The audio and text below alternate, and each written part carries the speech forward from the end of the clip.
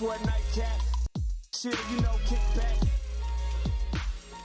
Welcome to the Nightcap. I'm your host, Carolina Sanchez. As you know, on this show, we talk about it all, baby. Even the things you want to know more about but are too afraid to talk about with your friends.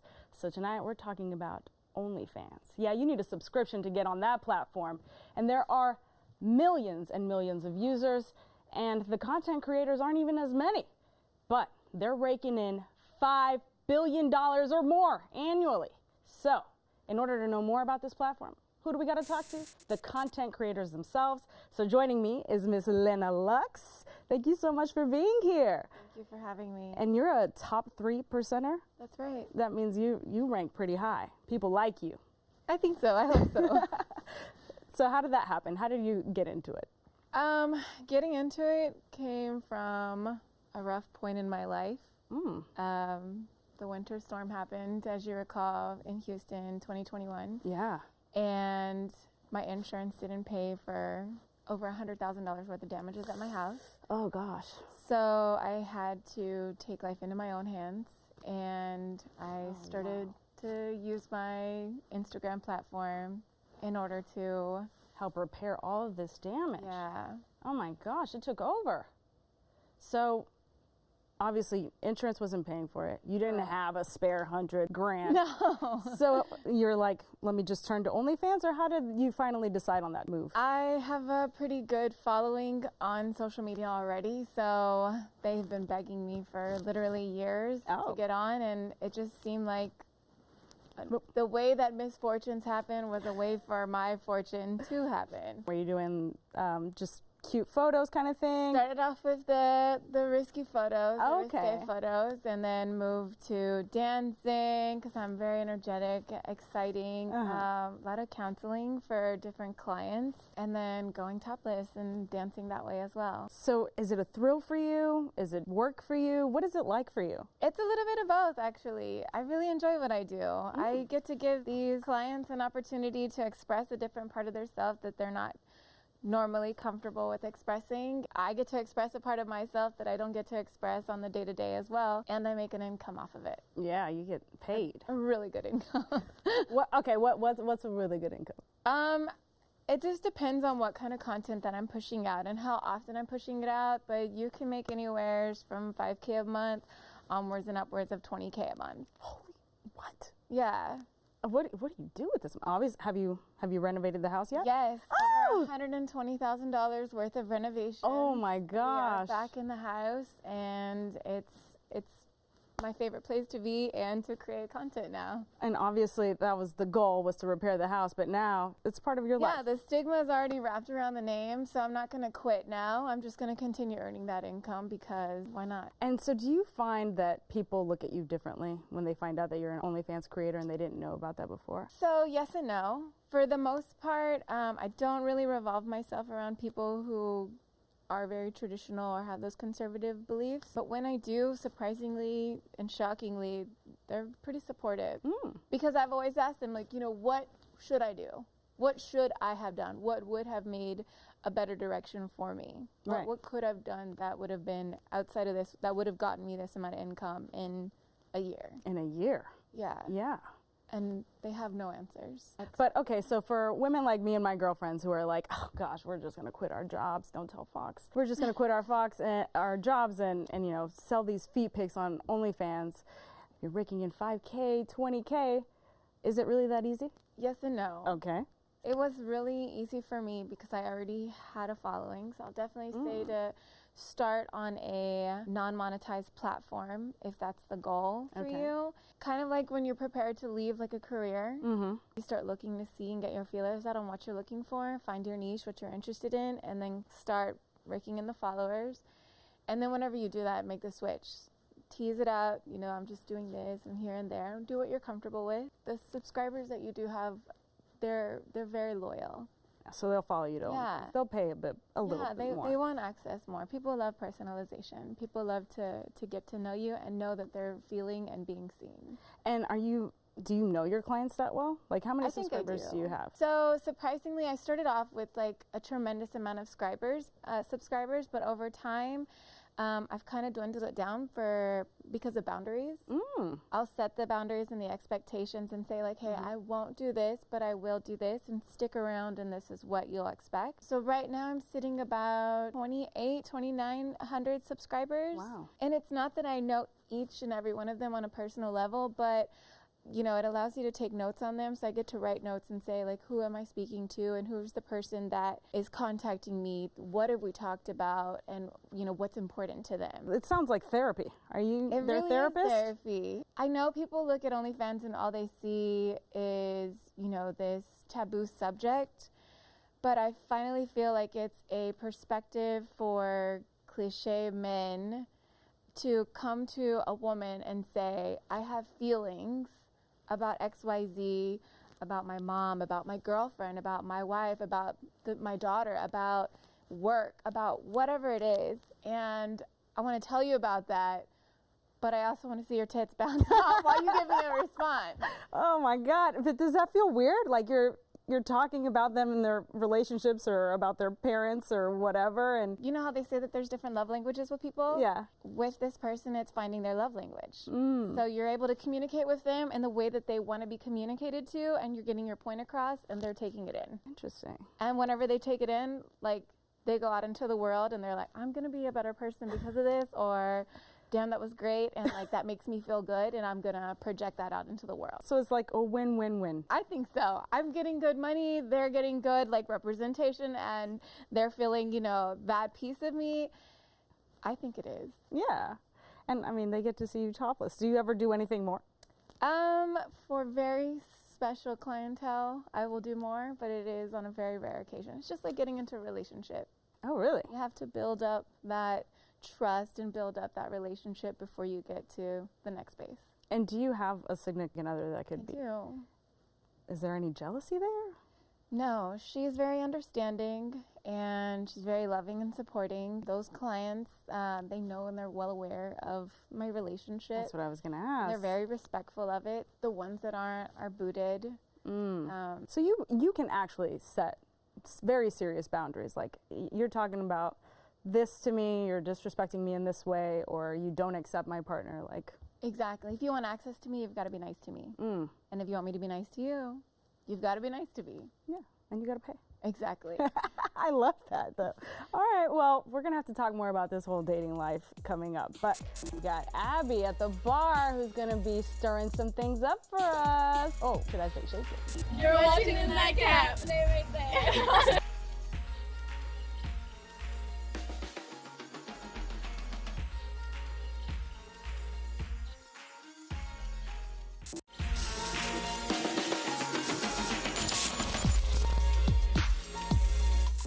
It's time to back that glass up here on the Nightcap, and with me is Abby Schmidt, wonderful bartender, cute as ever. Thanks for being here, babe. Thank you for having me. So what are you shaking up for us tonight? So tonight we're gonna have the OnlyFans Pucker Up. Ooh, right on theme. Exactly. We're gonna go in with some Malibu, some Absolute vodka, pineapple juice, cranberry juice, a splash of cherry juice, and garnish with a cherry on top. Love it. All right. So where can people find you, babe? You can find me at Daisy Dukes in Midtown every Thursday, Friday, and Saturday. What is the crowd like there? Very lively, I'll say that. We've got a mechanical bull on the second floor. It's 3 stories. So first floor is actually called 6 Feet Lounge. It's more where you can dance, you know, they've got an outdoor patio. Second floor, they have mechanical bull. And then the third floor is a rooftop patio. So you've got 360 views of downtown. Love that. Sounds like a party. Yes, Nightcap it crew's is. probably going to have to head over there. Yes, for I know sure. they're probably going to make me ride the mechanical bull, not going to lie. Yeah, honestly, it's a hit or a miss. You're either gonna stay on or you're gonna fall off immediately. I'll be the one to immediately fall off. Oh, this looks delectable. Thank you so much. Of course, give it a try. Let us know how you like it. Well, oh, that's delicious. Oh, great. That's perfect. You made it a little strong, didn't you? I had to hook it up for you. Thank you. Well, I see you actually made some non-alcoholic drinks for my dear friend Scott Shunk. Because guess what, guys? It's not just ladies that are on OnlyFans. We've also got the gentlemen. And Scott, you've got quite a following yourself, don't you? It's true. Yeah? It's true. How do you enjoy being part of the OnlyFans family? For me, it was a natural migration out of my Insta into OnlyFans. I got a pretty big traction, you know, like when I started getting big on Insta, it was right when the daddy and the zaddy thing hit, and, you know. And you're a silver fox, so naturally. Being a 50-something, you know, I was able to build a fairly substantial following on Insta, and I got a lot of requests. They're like, hey, are you on OnlyFans? Are you on OnlyFans? And, you know, and it was like, at some point, there was just I sort of asked a few people, I'm like, what do you think about, you know? And I think there'd been so many barriers of entry had been lowered in terms of the sort of, I don't know, whatever, mindsets, morality. Yeah, what are morals? that I just kind of went in and decided I'd monetize the modeling that I do in a more raw form. And were you modeling beforehand? Like, yes. Oh, so you were a model. So that was an easy transition.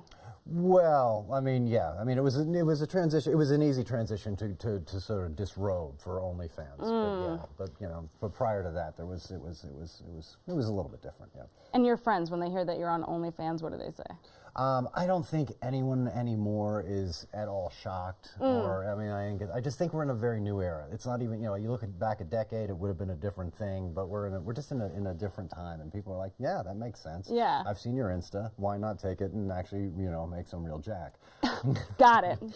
You're like, I'm making money. Like, don't even. Right. You got no room to judge, basically. Yeah. We're all about multiple revenue streams now, right? Yeah. You're a straight male. I am a straight male. Many of your subscribers are not straight. Yes, indeed, gay men. And is that weird for you? No, I got so used to it on Insta that you know, it was at first the attention was a little. It was just different, you know, but, you know, I'm an attention seeker, so, no. So you're like, bring it, baby. And, but no, it was just a transition, and it isn't that awkward. You know, I, like Lena had said, I have boundaries, and I won't be talked to in a way that, you know, I feel is derogatory or disrespectful. And what's amazing is I would say, you know, like, there's tens of thousands of followers on my regular socials. Everyone is incredibly respectful and kind. And That's if they great. Are you still in a relationship? I am. Oh, okay. We're going to have to get into this. So coming up, we're actually going to discuss all about dating as an OnlyFans creator. So you better join me on the couch for this. You're watching the Nightcap. Stay right there.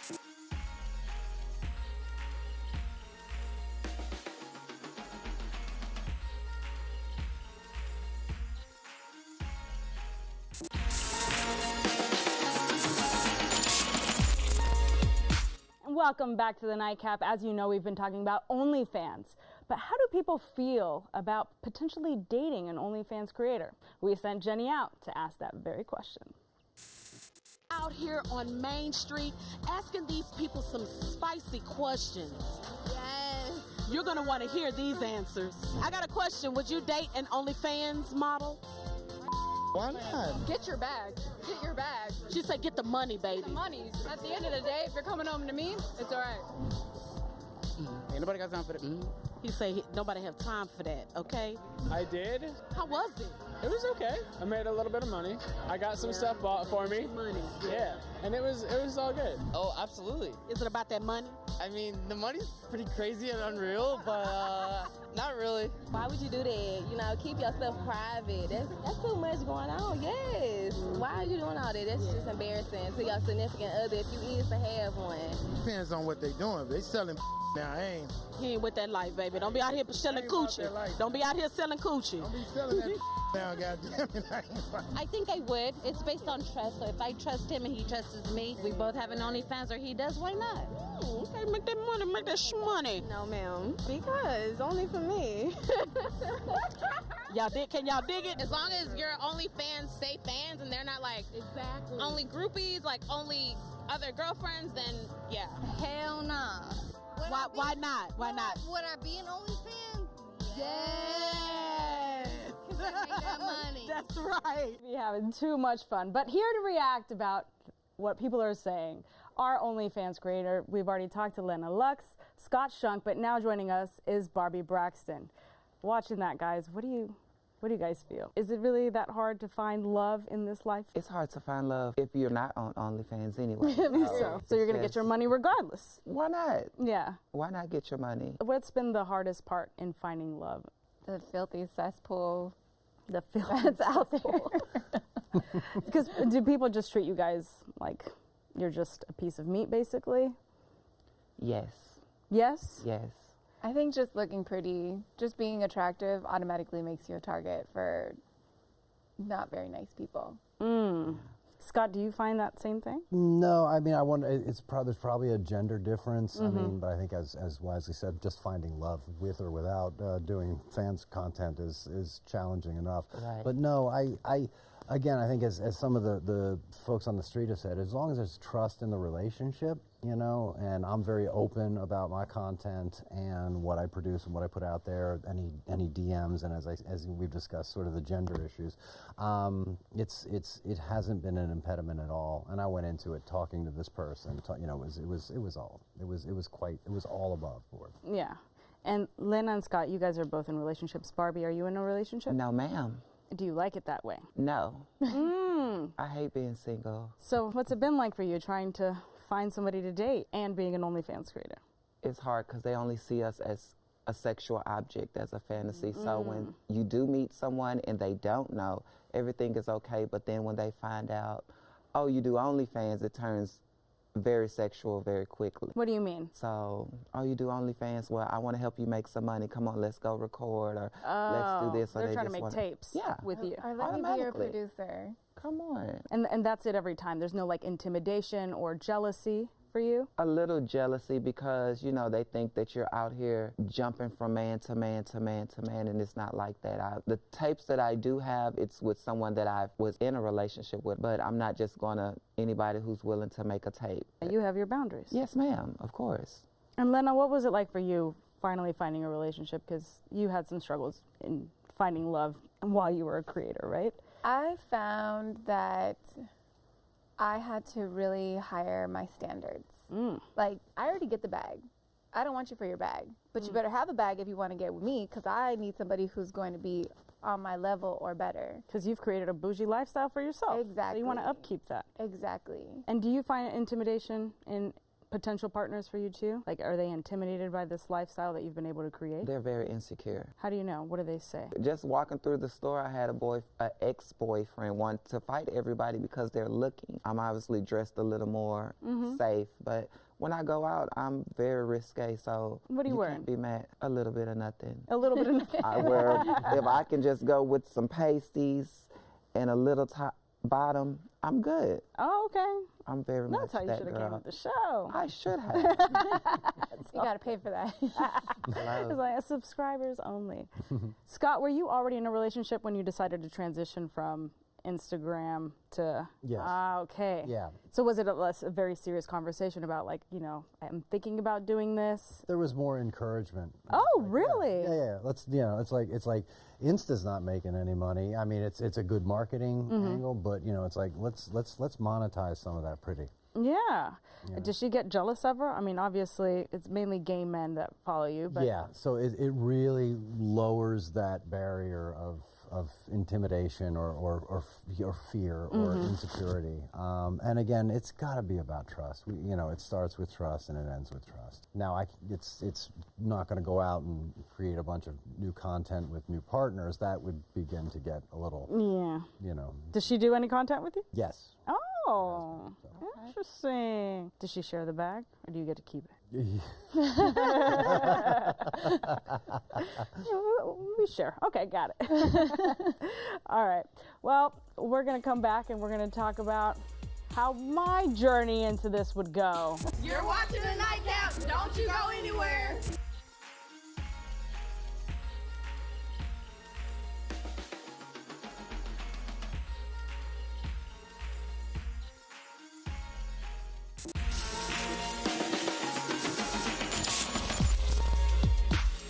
Welcome back. You know, I was scrolling through TikTok and I saw this very interesting video that has me thinking. Check it out. You have to start romanticizing your life. You have to start thinking of yourself as the main character. Because if you don't, life will continue to pass you by. And all the little things that make it so beautiful will continue to go unnoticed. So take a second and look around and realize that it's a blessing for you to be. With one of these, I could probably start my own account. Nobody would ever know it's me. Or maybe I want you to know it's me. I don't know. It seems like too much work. I'm not anyone's therapist yet. We'll see. Well, thank you so much for joining us tonight on the Nightcap. As you know, we like to talk about it all. I hope you learned a lot about OnlyFans content creations, and maybe you have some new people you want to go check out. But we're here every weeknight on Fox 26 and, of course, on Fox Soul. So please come hang out. Come chat with us. Reach out to us on social media, and we'll see you next time. I got to go hang out with my friends. They're still waiting for me in the living room.